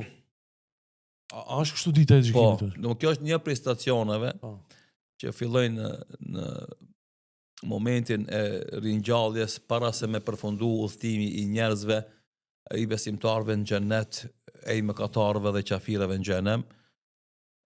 Një prej stacioneve është ky stacion ku secili njeri masi i shef veprat e tija që ka bo, vjen në bisedë individuale, personale me madhninë e tij Allahun dhul xhelal. Allahu akbar. Normalisht ai nuk e shef madhninë e tij formalisht sepse akoma është faza para xhenetit. Se vetëm xhenet besimtarët e shohin Allahun dhul xhelal. Është privilegj. Po, ajo është e veçantë. E këtu gjithë njerëzit domethënë. Edhe besimtarët e jo besimtarët e kanë këtë takim me Allahun e Madhëshëm, ata nuk e shohin personalisht Allahun, po po e di se janë bisedë me Allahun e Madhreshëm, edhe Allahu Dhu Xhelal fillon me i fol atij njeriu për të babat e tij. Subhanallah. Edhe momenti që ti e din se flet me Allahun dhe gjithdijshëm, të cilët la yakhfa minhu khafiya, të cilët nuk i fshehet asgjë, edhe nuk ka mundësi me ik atij asgjë, ti mos ki guxim as energji, as vullnet me fillu me bo lajka edhe me bo pasha babon, pasha nojnë, si edhe njerëzit kur bëjnë fëmijët, kur bëjnë hile, bëjnë edhe beja të gabume, masen edhe, veç me shpëtu për situatës, ti kime u turpnue, edhe kime hesht, se keq që ki bo para ty ka me dalë si ekran televiziv. Të e themi na si koment si sharim, se nuk është në rjetë. Andaj Allah i madheqëm e tregon el jome, të sot në khtimu ala afuahim, i vullosim gojat e juaja. Se nga fringa, nga stresi, do mu arsjetua, ja? Jo, më abetja shikotëm, ti edhe nëse tenton me u justifiku, mu arsjetu, me bo avokatur për vetën tone, Allah të vullos goja. O të shhedu argjulluhum, edhe durët e tia, kamët e tia kanë me qenë të shmitar të asë që ka po. Edhe andaj, pejgamberi sallallahu alaihi wasallam na mëson dhe na thot se çdo ditë do trupi, gjymtyrët e trupit, organet e trupit i thënë gjuhës kujdesu gjuhë. Se çka fol ti, s'është më rëndësi sa më rëndësi është çka bëjmë na. Se në momentin kur ti ke me desh me u arsyetu për atë që bëjmë na, a na urdhnon ti, na urdhnon zemra e njeriu, atëherë na s'kena mundësi mu arsyetu para Rabbul Alemini se keq që kemi bo kina mi kallëzu. Andaj është për momenteve që avokatura nuk bën dobi, ku se që njeri keq që ka bo, ato publike dhe ato sekrete i dalin parasysh, edhe e veç shkon të turpnu, të ullë kokën, të nisë me kajt, të nisë mu arsjetu. Nuk ka ndim nga shokët. Mirë po, s'ka as pasuria, as fama, as pushteti, as miqësia, as prindi bile. No, lërgot. Do të njëra për momenteve që nuk ka krijes më të msheshme ndaj fëmijësve se nana për fëmijën e vet. Edhe nana zakonisht janë gatshme me djeg veten, me sakrifiku veten për fëmijën e vet. Ama në këtë moment, Allah i madhëshëm tregon se këto nuk ka si raporte. Thot fa idha ja'at as-sakha, dhe kur ndodh kiameti, yawma yafirru al-mar'u min akhi, a dit ik njeriu nga vllau i tij, wa ummihi wa abihi, nga nana dhe baba i tij, wa sahibatihi wa bani, nga gruaja dhe evladi i tij. Pse? Li kulli mri'in yawma idhin sha'nun yughni, sepse secili njeri ka aq punë veta, aq të lashet veta, tash i mjaftojnë ato probleme që i ka, s'ka vakt mu marrë me tjetër kanë. Edhe prindi që kujdes për ty vazhdimisht, ku ti ke qenë i vogël, ku ti ke qenë i smur, ku ti ke qenë të urit, a i sot len. Nuk ka mundësi me të një mu. Edhe janë momente që na s'po du me lënë gjysë këtë na i moment ka të regue, edhe na du të mi kujtu se kanë me ndodhë të momentet. Sigurisht kanë me ndodhë. Ai që ka po vepra të mira, pak pozitive. Sigurisht, ai që ka vepra të mira, Del para Allahut. atër ka me u gëzu me të mira që ka bo, dhe ka me farëndru dhe madhnu Allahun vazhdimisht që ja ka mundësuaj me bo mirë. Se e din në ato momente besimtari se këtë ki sukses nuk është i ti, por është ndihma që ka dhonë Allahu Dhu Xhelal. Normalisht Allah e ndihmon besimtarin që e shef në zemrën e tij se ai ka mirësi dhe ka zemërvarësi. Dhe ai moment ka me qenë gëzim i tij i madh. E përmen Allahu Dhu Xhelal ata njerëz të cilëve u vjen regjistri në dorën e djathtë, domethënë regjistri i veprave të mira, do të ata ditë gëzohen dhe kthehen tek familja e tyre të gëzuar dhe të kënaqur. Që është gëzimi dhe kënaqësia më e madhe është ky moment, momenti kur të vjen regjistri i veprave të mira, kur vjen bisedë me Allahun edhe domethënë këtë e kaluam ato të pastër, edhe është momenti i gëzimit që normalisht pastaj vjen edhe faza tjetër e udhëtimit, është ura e siratit, edhe kalon atë me shpejtësi marramense si vetima dhe pastaj vendosesh në xhenet ku i shijon ato dhunti dhe begati që Allahu i ka përgatitur për robët e tij të devotshëm në atë formë që ti s'ke mujt as me paramendu as me fantazu. Allahu na mundsoft. Amin, gjithve inshallah. Një pikë që e kum regjistru është nga hutbeja, është pa pendim nuk ka shpëtim. Po, do të andaj na kur flasim për vdekjen, që është fundi i jetës son, është fundi i mundësisë me bëu vepra të mira, po edhe me bëu vepra të këqija, i themi njerëzimin përgjithësi ti vazhdimisht duhesh më u pendu, se pendimit ndihmon me i fshi gjunat e tuja edhe me të met veprat e mira tuja që i ke bo, ku dash para Allahut me pas llogarit lehtë edhe me llogarit domethënë suksesit. Pra atë pejgamberi sallallahu alaihi wasallam tregon hadithin e tij se Allahu i Madhëshëm e shtrin dorën e tij të pranimit të pendimit gjatë natës, që të pendohen ata që kanë bërë mëkate gjatë ditës. Dhe shtrin Allahu i Madhëshëm dorën e pranimit të pendimit gjatë ditës, që të pendohen tek Allahu ata që kanë bërë mëkate gjatë natës. E tash kjo mundësi i vjen njeriut 2 herë në ditë. Njëherë i vjen mbrëmje, kur e ke përfundu angazhimin e ditës, dhe njëherë të vjen sabah kur e ke përfundu angazhimin e natës. E ti nëse se shfryzon këtë rast, që të jep Allahu xhelal 2 herë në ditë, u pendu tek Allahu për gabimet e mundshme, gabimet eventuale ose gabimet konkrete që ti i ke bo. Atëherë si kemi shku te Allahu i Madhëshëm. Edhe andaj na i themi pse ndëlidhet kjo me vdekjen, sepse siç ka ardhur në hadithin tjetër pejgamberit sallallahu alaihi wasallam, idha amsayta, që është fjala e Omerit radhiyallahu anhu, ndëlidhet me hadith pejgamberit sallallahu alaihi wasallam, idha amsayta fala tantadhir as-sabah, kur të bish në akşam me flet mos e prit sabahun. Wa idha asbahta fala tantadhir al-masa, e kur qohesh sabah mos e prit akşamin. Dhe kjo është shumë e vërtetë. Sa njerëz i kanë rënë me flet, me shumë plane, me shumë ideja, me shumë qëllime, që kur qohen sabah kanë mirarizu. E pa har sabah, ai te Zoti vetë ka shku. Sa njerëz janë çu sabah me plane dhe me qëllime, e s'ka mujt me mri akşamin, të ty e realizu asnjë për qëllimeve të veta. Subhanallah. E pendimi është i kërkuar këto raste sepse gjithë na kemi mangësi dhe gabojmë edhe dobësohemi, e të kërkojmë falje çdo herë kur shtrohemi në shtrat para te Allahu xhelal, të pendohemi tek ai që nëse është kjo nata e fundit e jona që na e kemi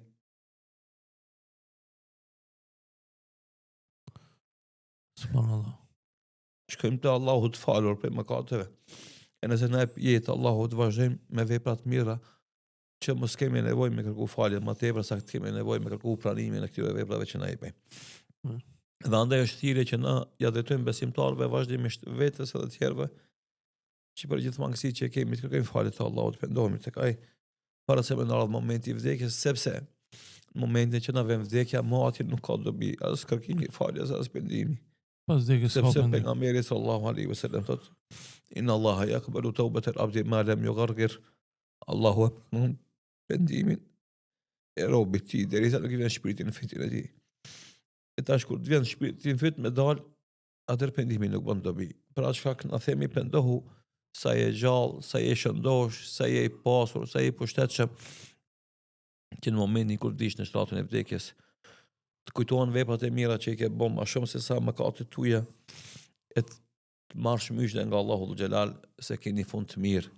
Edhe kemi shku te mëshira Allahu që ka me të mëshiru, ato që i ke bojke ti ka falë dhe i e pendu për e tëra, inshallah ta'ala. Pika e 5 që e kom registruar hoxhën ndërum, tentimi për arsyetim në ditën e gjykimit. Njeriu do të përpiqet të justifikohet. Kjo është natyra e njeriu. Njeriu është polemizues, është debatues, është justifikues. Rallë gjenë njerëz që kur gabojnë thënë valla gabimi është i jemi. Ai është i jemi. Unë e gabova, unë e kam faj. Zakonisht njerëzit e mohojnë fajin, e kundërshtojnë, e refuzojnë, që themi na e fjala faji është jetim. Mirë po, nuk bën dobi, do thot justifikimi për Allahu të xhelal, sepse atë sikur se përmendëm në më herët, sikur se thamë edhe themi vazhdimisht, se mbyllet goja. Dhe kur don ti më arsetu, më thonë ja jam kon i pa udhëzum, jam kon i ri, se kum dit, s'ka pas kush me mësu, rshita, shoqënia e keqe, pushteti e bën vetën, pasuria më habiti, fama, bukuria, arsyetime ndryshme që ti mundesh me përmend, Allahu xhelal ta mbyll gojën. Dhe thot tashmë nuk vlen ajo që thuti. Se ajo që ke bon vlen. Edhe andaj ka qenë porosia e ulemave të parë, sahabeve me radhë, se sot është koha e punës, jo llogarisë. Nesër është koha e llogarisë, jo e punës. Ande kushdo me bë punë të mira të bëjë tash sa është gjallë. Edhe mos llogarit njëri tjetrin, sepse na himi në hak të tjerëve, jo ki i mirë, jo ki i keq, jo ki i kështu. S'është kohë e llogarisë tash, është kohë e punës, mejdan i punës, gara me zvete me bë punë të mira. E nesër është kohë e llogarisë. E kur dash me dhon llogari, ti ke me desh me arsyetu, me justifiku, Allahu ta mbill gojen, flasin gjymtyrët tuaja. Ke çka ki bot, mirë të shihet. Edhe andaj Allahu Dhu Xhelal e tregon në Kur'an këtë fakt. Thot në aspektin bel insanu ala nafsihi basira walau alqa ma'dhira. Njeriu mas miri një veten e vet edhe pse është i prir për t'u arsyetu. Kjo është kategoria e njerëzve, domthon, ose ajeti tjetër ku Allah i përshkruan njeriu si njeri debatues, polemizues, wa kana al-insanu akthara shay'in jadala. Njeriu është debatues i më i madh, polemizues i më i madh. Mirë, nuk i bën dobi te Allah. Gjendja faktike, gjendja reale, regjistrat, regjistrimi të gjitha veprave tona, ato janë që kanë me fol. Gjymtyrët e tona, e tash avokatura jote, elekuenca jote, tentativa për të justifikuar për Allah nuk bën dobi. Edhe andaj na dojna me bë me dije se cilit njeri vetvetes fillimisht, pas edhe të tjerëve, se ti këtu ndonjë për shembull vonohesh e thu valla pat komunikacion, i dendur komunikacioni. Vonohesh valla musmunona. Vonohesh valla usmu fëmia. Vonohesh valla e lëndova komën. Këto janë justifikime që qëndrojnë, që ndodhin realisht. Mirë po, kësi lloj justifikime të Allahu nuk vlen. S'mundesh me thonë valla kjo ke valla ajo, se jeta është e gjatë, ki mujt mu përmisu, ki mujt me kompenzu. Atë që s'ki mujt me bë, për shembull, tash puna e haxhit, po e marr si shembull. Po. Nëse ti s'ke shku si vjet në haxh, ki pas mundësi, ki pas shëndet. S'ke shku edhe në mot, ki pas mundësi, ki pas shëndet, ka pas qarkullim, lëvizje të lirë. S'ke shku edhe tjetër mot, s'ke shku edhe 10-15 vjet me radhë, ki pas mundësi, s'ke shku. Ta shku veç për Allah, kur pyet Allah pse s'shkove në haxh, ti s'mundesh më thonë s'pata mundësi. Se mundesh më thonë një vjet valla u bona gati me shku në haxh, për shembull, po më vdiq nona atë. Tamam. Se u desh ke me varros në, sepse nuk është arsye tim, po janë vllaznë të tjerë, janë familjarë të tjerë. Vitin e dytë pse nuk shkove në haxh? Valla mos mu fëmia, për shembull. Vitin e tretë pse nuk shkove në haxh? Valla kishte rrezik biznesi me radhin e u desh ke me kon aty. Çdo vjet arsyetim që thon po mirë. U kryen arsyetim. E vitin e 10 pse nuk shkove në haxh? E 12 pse nuk shkove në haxh? E 13 pse nuk shkove në haxh? Edhe s'ki mo arsyetim që me thonë. Megjithëse ti as parë herë s'ki pas arsyetim, as dytën, ama hajde të themi na 5, 6, 7 herë, 8 herë ki pas arsye konkrete, dhe si ka ndodhur, edhe pse si ka ndodhur as kujt që me kon çto situata. Rall dikujt i ka ndodhur, për shembull, është regjistruar me shku në haxh ka vdek. Amai ka shku te Allahu me sevapin e haxhit. Se e përmend Allah i madhëshëm konkretisht në Kur'an, domethënë ai që niset me shku në haxh edhe vdes, wa ka ajru ala Allah. E merr shpërblimin të Allahut plot. Le që janë shumë i madh, sigur me lind. Po dhe është shpërblim shumë i madh. Ama edhe ai që nuk e bën niyet me shku asnjë vjet, edhe mas natë do marrë të Allah se valla e bëna niyet po ta këtë rast, e bëna niyet po këtë rast, te Allah nuk dhezin këto arsyetime, edhe nuk janë bind se as për ty as për te. Megjithëse na folim me këtë gjuhë me ne, njëri tjetrin, po para Allahut madhisë ti s'ke me pas fuqiti me shpreh një fjalë sepse e din para se me fol te çka ke me fol. Edhe andaj faktikisht mbyllet goja jote edhe ti mo nuk e ke atë fuqinë e arsyetimi sikurse arsyetohemi në këtë botë. Gjatë hutbës sot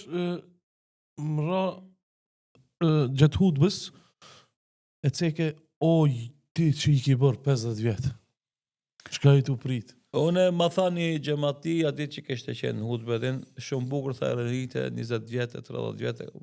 A ke thash s'ke planifikuar. Po kur e shifja xhamatin secili në moshën e vet, edhe du nis për asaj që në atë muaj ndodhen vdekje të moshave të ndryshme, mendojsha që duhet me qenë porosie e konkretizuar të gjitha moshat e xhamatit.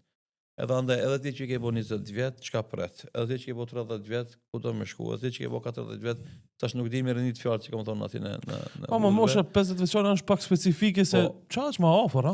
Edhe 50 që do mosh përmend se pejgamberi sallallahu alaihi wasallam ka thonë amaru ummati baina 60 wa 70, emri umetit tem është mes 60-tave dhe 70-tave. Edhe kjo hadith, domethënë do i frikson, do i jep shpresë. Kuptimin ata që janë nër 60 vjetën kina vakt halat, domethënë se mesatare 60. Ky hadith nuk përcakton moshën e vdekjes së njeriut konkretisht. Po flet për, E qartë. domethënë, Mesatare. është mesatare generale e shoqërive në botë sot. Edhe kjo është e vërtetë. Po, shkon varreza e këshillit datat Po. këtë çati janë mesatare 60 Mirë vjet.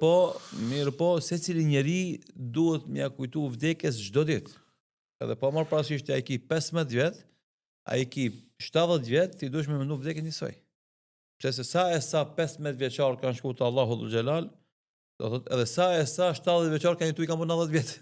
Të kuptoj hoç, po unë jam tu fokusuar te kjo 50 vjeçar. O ti që i ki po 50 vjet, nga shkaku se njohmi shumë plot 50 vjeçar që janë shlu dunjos, bësh çatare. E unë te kjo fjalë e 50 vjeçit kam edhe një porosi tjetër, Po. zakonisht ja them shokëve të mi.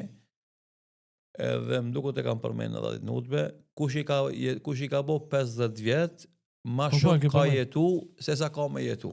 Po. Realisht kjo është mo argument logjik. Se rrallë kush jeton 100 vjet. Kush jeton 100 vjet, 50 vjeçin e ka mes. Po. Ama ato që jeton 100 vjet, domethënë janë shumë të rrallë në botë. Nëse je prej asaj mesatarës, 60 që janë shumica dërmues të njerëzve vdesin këtë moshë, nëse ti ke 50 vjet, do mund të kemi jetu maksimum edhe 20 vjet. 70 mi bo. Po. Që 50 edhe 20, do mund ti ma shumë ki jetu, shumë ma shumë ki jetu se kemi jetu.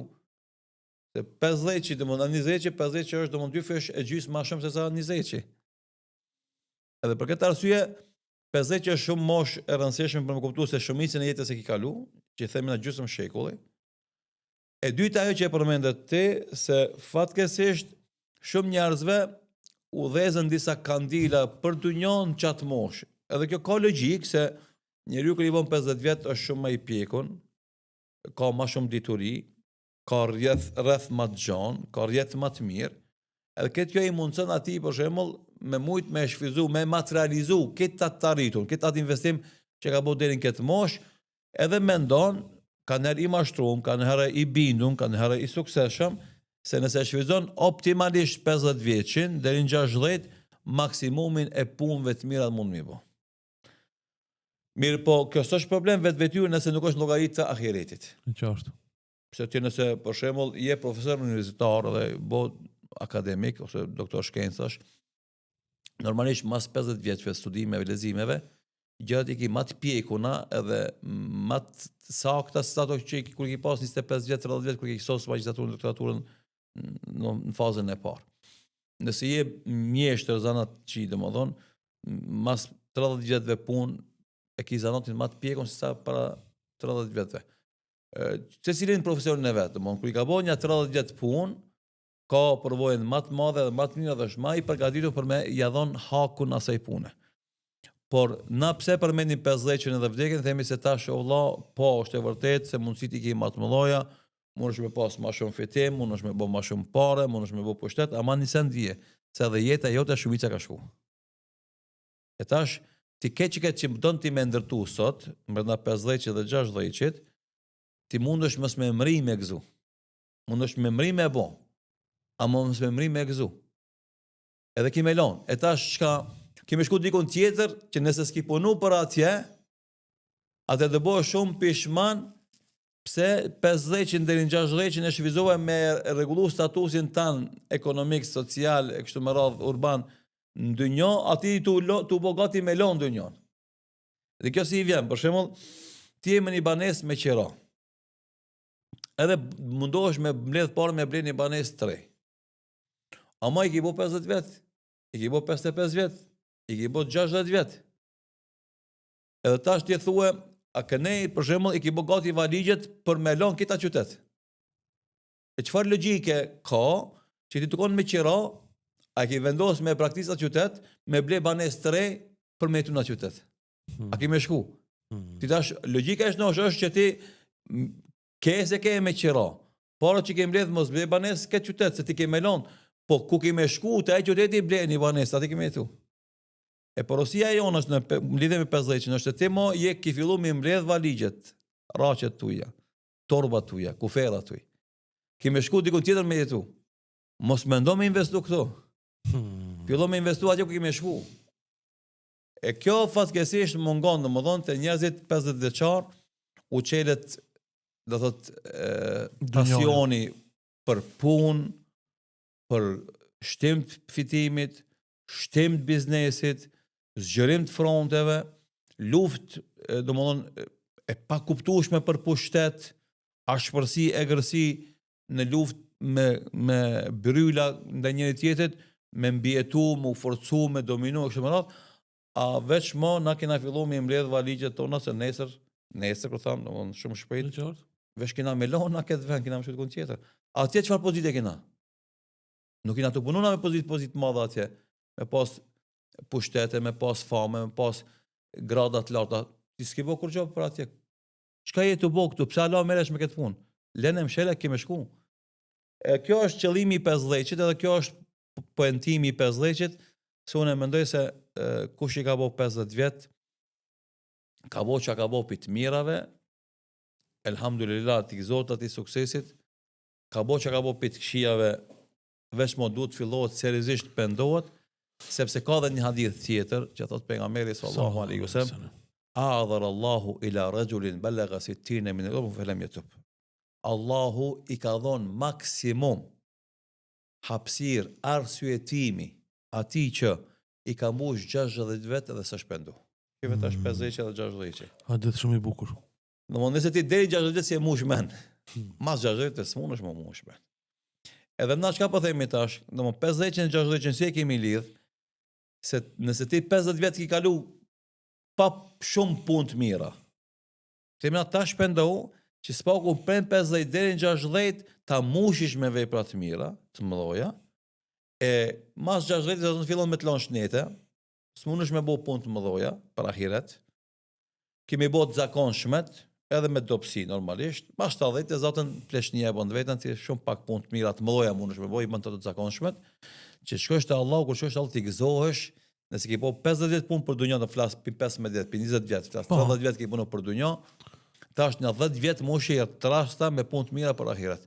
Kur shkosh te Allahu, kish para vetes mjaft vepra të mira që ta mbulojnë ose e rëndojnë atë jetën që ke qenë, s'po flas në gjuna, pe ke qenë gaflet, pa një vepër të madhe të mirë e cila ka me të zuh para Allahut. Kjo si në futboll, në minutën e 90, bara me një 2-3 golla.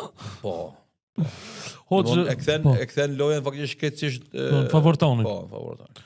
Gjatë hutbës hoxh thave, krejt ne që jemi në xhami pas 20-30 vetëve, shumica s'kemi me qenë. Valla, pejgamberi sallallahu alaihi wasallam një ditë i drejtohet muslimanëve në Medinë, i thot sot e 100 vjet. Askush për juve që është gjallë, s'ka me qenë gjallë. Domthonë për këtë botën fletaj, do të thotë në Medinës. Edhe kjo është e vërtetë. Se për shumë na në xhami që kemi thonë, xhami kemi pas na pleq, kemi pas 5-6 vjeçar, kemi pas 40-50 vjeçar, kemi pas edhe matri. Ama shumica dërmuese, domethënë aty me që i kanë ka 40-50 vjet, mas 20-30 vjetëve, domethënë kanë qenë të vdekur. E kjo është pasqyra e cila jep shumë mesazhe, po ai që është në xhami edhe vdes mas 10 vjetëve, 20 vjetëve, ka shka merr me veti. Po në çat moment kur ky është në xhami, dikush tjetër i njëjtës familje, i njëjtës shoqëni. Nuk është xhami, po flas për ditën e xhumos, tash xhamia falën në xhami, s'mund të falën në shtëpi. Atë ditë xhumoje, ku ky ka ardhur ka fal, e ka pas shokun e vet, kolegun e vet, kushërinin e vet, kushin e vet, i cili s'ka ardhur mu fal në xhami.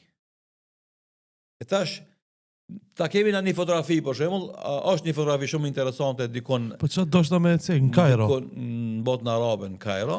Domethënë, më fal që po ndërprej hoç, është një fotografi shumë e bukur e para 100 vetëve, 1902-3, ku një pjesë falen në xhami, Jo, në bord xhamis, po. një pjesë tjetër aty i ka kap fotografia, shesin e shohin jetën, e këshilin biznisin, o kupton. E tash jemi 2026-ta. Të gjithë kanë vdek. Mesazhi i fotografisë. Edhe ato që e falën namazin, edhe ato që bëshin biznes. Që kjo fotografi është shumë breslonse dhe është përshkrim real i keq që kësaj dileme që domethënë dhe me zbërthy.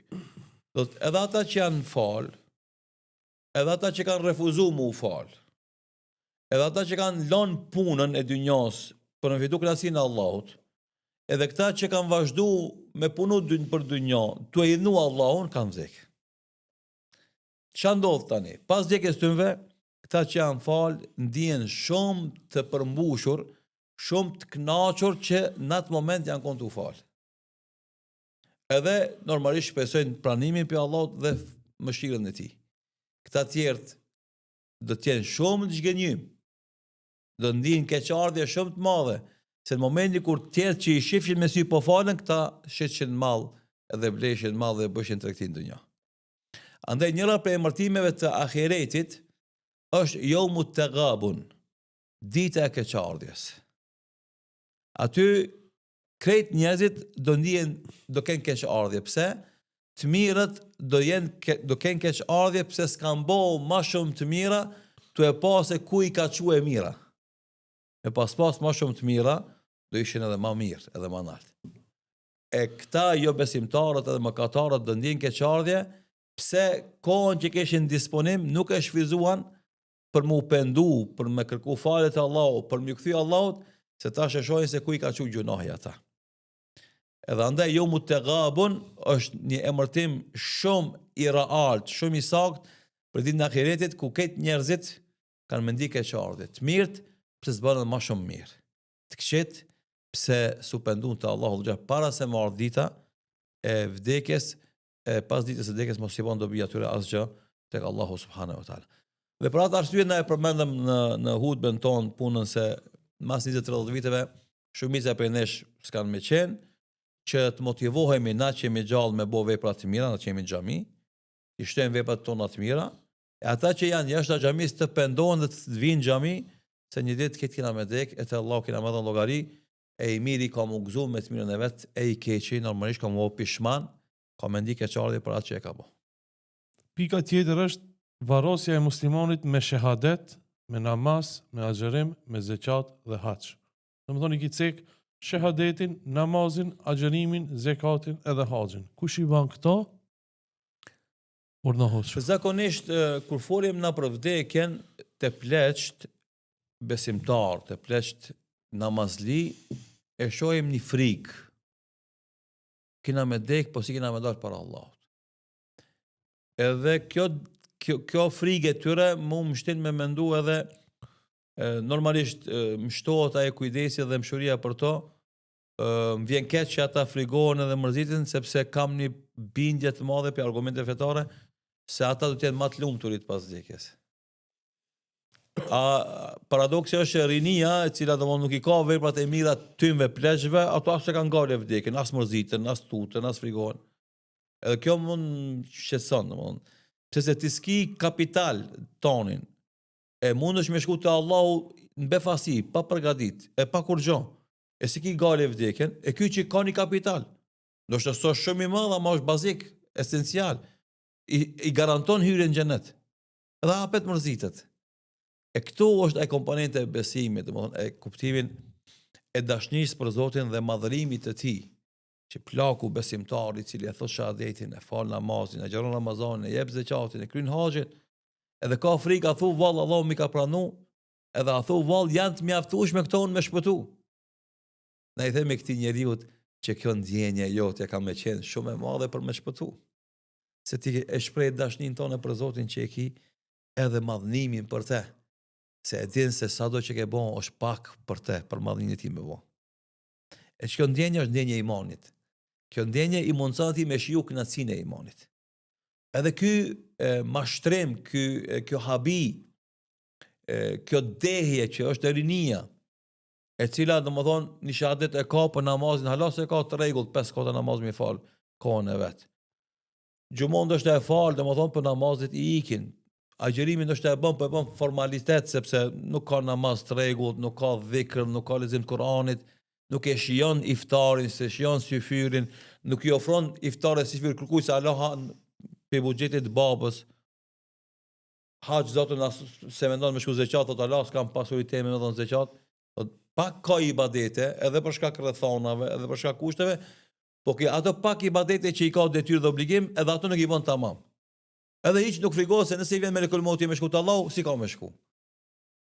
Edhe ty e pas parasysh këtë dallimin mes këtyre dy qasjeve, na e kemi përmend në hutbën tonë se sikur se ka ardhur në hadithin që transmeton Imam Buhariu nga njëri prej sahabeve që vjen përfaqësues i fisit të tij te Muhamedi sallallahu alaihi wasallam, Damam ibn Thalaba radhiyallahu anhu, thotë ja Rasulullah, un ka marrë i deleguar i fisit tem tek ti me kuptues se çka është Islami. E pejgamberi sallallahu alaihi wasallam i tregon kushtet e Islamit, 5 shtyllat e Islamit: shahadetin, namazin, agjërimin, zakatin dhe haxhin. Thotë kush i përmbush këto kushte edhe vdes ai shkon në xhennet. Allahu Akbar. Inshallah E na tash mos. na kjo është ymiti jon. Bile në hadithin tjetër me të njëjtën kuptim, me të njëjtën tematik, kur shkon, domethënë ky pyetsi largohet nga i kuvendi i pejgamberit sallallahu alaihi wasallam, thot Muhamedi sallallahu alaihi wasallam, aflaha in sadaq. Sa e tha unë, shahadetin kanë me thon, namazin farzin kanë me fal, agjërimin farz kanë me agjëru, zakatin kanë me dhon, haxhin kanë me kry, edhe kur gjos kanë me shtu më shumë se kjo. Veç obligimet bazike, farzet ain që quhet, farzi ain, farzet individuale kanë me kry. E kur u largu nga kuvendi, tha pejgamberi sallallahu alaihi wasallam, do të shpëton ky njeri nëse është i sinqert në atë që e tha.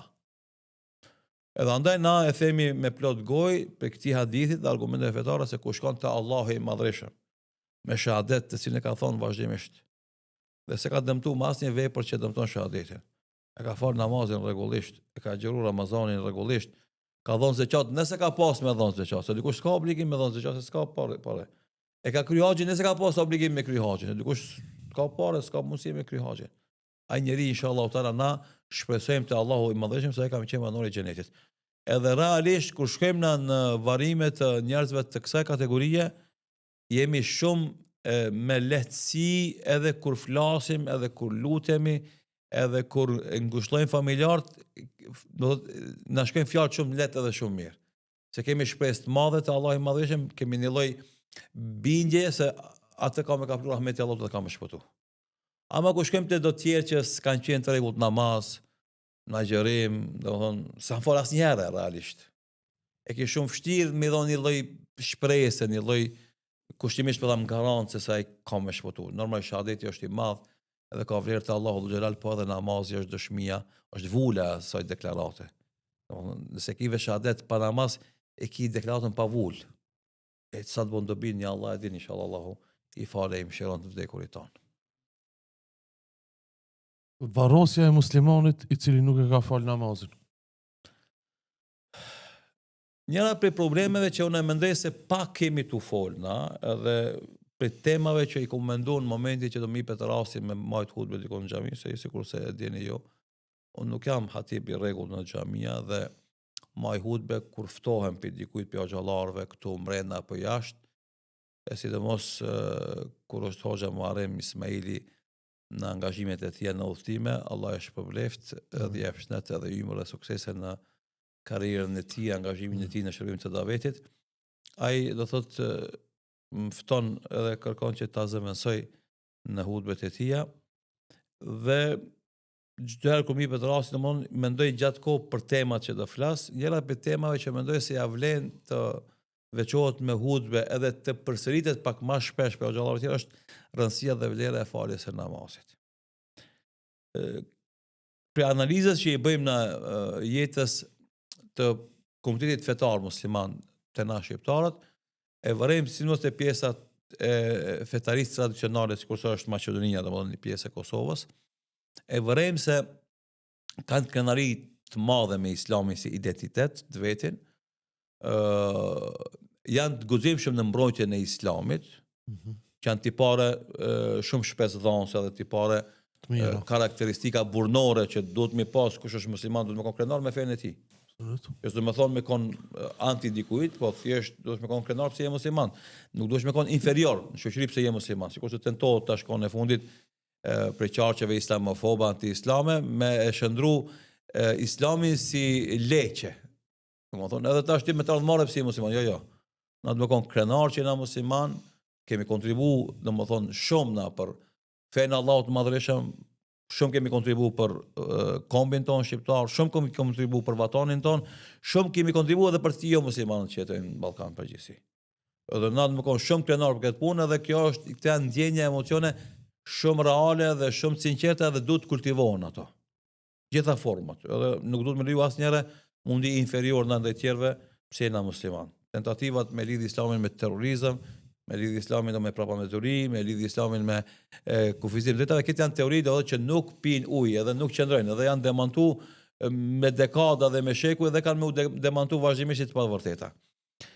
Mirë po, të pjesa tradicionale fetare, të këta njerëz që kanë krenarinë dhe guximin me u identifiku me islamin, kur vjet puna namazit e shef se çalojnë ata. Për shembull, ndodh që ti flet për islamin edhe për krenarinë me islamin edhe vjen thirrë ezani i drekës apo i qenis, edhe ti shkon me morabdes më fal, ata që bëshin mohabet për edhe kundër islamofobisë nuk çon më fal. Po.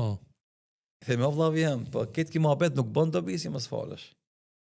Se namazi është më i madh se sa domthon ajo krenari jote me identitetin tan islam. Kjo është shumë gjë e mirë që ti e bën, ama kjo është më e madhe te Allahu. Edhe një çështje tjetër që njerëzit për shembull e kanë keq kuptuar ose është keq interpretuar se kur ti je në punë s'ke nevojë më fal si mos kesh kushte. Kushtimisht po them se sipas atyve kushte e ban kur shkosh te shtëpia mas i qenie i fal këtë namazet, domthon edhe drekën edhe i qenin edhe akshamin kot akshamin. Edhe kjo ka dëmtuar shumë namazin, na duhet me qenë shumë të qartë edhe ta përsërisim vazhdimisht se inna salata kanat ala al-mu'minina kitaban mawquta. Ashtu siç thot Allahu i Madhëshëm, namazi është obligim për besimtarët në kohën e caktuar. Duhet na mu fal namazin kohën e vet. Nuk guxojmë na me fal namazin para kohë e as me vonu mas kohë. Çdo namaz duhet falet në kohën e vet. Edhe çdo namaz e ka caktuar kohën e vet. Namazi sabahut e ka caktuar kohën e vet. Prej agimit të mëngjesit deri në lindjen e diellit. Dreka e ka kohën e caktuar prej kalimin e diellit nga zeniti derisa të bëhet hija objekt sa vet objekti. I qinia njëjtë sa të bëhet hija objekt sa vet objekti deri në perëndimin e diellit. Akshami si të perëndon dielli derisa të errësohet qielli. Yatsia si të errësohet qielli deri në mesnatë ose në sabah. E Varrosja. kohë që duhet mu respektu. Absolut. Edhe një besimtar, domethënë i cili don me qenë besimtar tamam, duhet me një gati namazit në këtë formë. Edhe andaj na kemi përmenë se duhet ta mendoje njeriu që vdes e shkon te Allah pa namaz, vdekjen shumë pse se thot pejgamberi sallallahu alaihi wasallam, gjëja e parë për të cilën ka më dhënë llogari njeriu ditën e llogarisë ka më qenë namazi. Gjëja e parë për të cilën ka më dhënë llogari ka më qenë namazi. Dhe në momentin që vendoset i vdekurin në varr dhe mbulohet kufoma e tij, gjenaze e tij me ponice që themi na me drasa, aty i bëhet terr. E namazi është dritë, tha pejgamberi sallallahu alaihi wasallam, as-salatu nur, se namazi është dritë. E namazi ka me ndriçuar jetën atij atëherë kur s'ka me pas dritë tjetër përveç dritës së namazit. E nëse ai s'u ka fal, ka me pas vështirë në varr. Ka me pas vështirë në fundin e jetës tij, të dhon shpirtin. Ka me pas vështirë në varr dhe ka me pas vështirë kur ringjallet sepse puna e parë që ka më dhënë llogarinë është namazi. Se ti aty do shton, ti atë kemi pas edhe më vështirë. Edhe andaj na e shfrytëzojmë rastin me këshillu të gjithë besimtarët që mas shahadetit t'i rinë gati namazit dhe t'i japin besë Allahut, pastaj edhe të bindin vetveten se nuk duhet me lën asnjë namaz me ik nga koha e vet. Por çdo namaz me fol kohën e vet. Hoxha, ka mos një pyetje kështu direkte. Po. Nëse një person e vendos pis sot ka me fol namazin deri në vdekje, asnjë namaz nuk e lën. Ky person a hin në xhenet, po ose jo? Sigurisht hin në xhenet. Po. Kush e ka namazin të rregullt, hin në xhenet. Se pejgamberi sallallahu alaihi wasallam ka garantuar xhenetin atij njeriu që është i kujdesshëm për namazin e tij. Allahu akbar. Edhe s'ka dyshim se besimtari që fol namazin hin në xhenet. E tash nëse ka bën mëkate të tjera të mëdha, ai ka mu dënu për to. Ama fundi i tij ka qenë xheneti sigurisht, pa asnjë dyshimi. Hoxha, Allah të shpërbleft për pjesëmarrje, ishte një podcast shumë i mirë. Inshallah kemi dobi në ditën e gjykimit. Amin, amin. Allah shpërblet edhe ju për thirrjen. Inshallah ka qenë elaborim me bisedë shtesë lidhe me atë që kemi thonë atë hutbe. Inshallah vazhdojmë me këshillu një tjetrin për vdekjen dhe me u përgatit për vdekjen me pendim të vërtetë dhe sinqert dhe me mbushjen e jetës me vepra të mira, si do gëzohemi ditën kur dalim para madhnisë së Tij subhanahu wa taala. Amen. Metën edhe disa pika, po inshallah kena me majt pjesën e ditë hudbeja e cila bëri bujnë në qytet. Selam aleikum shikues.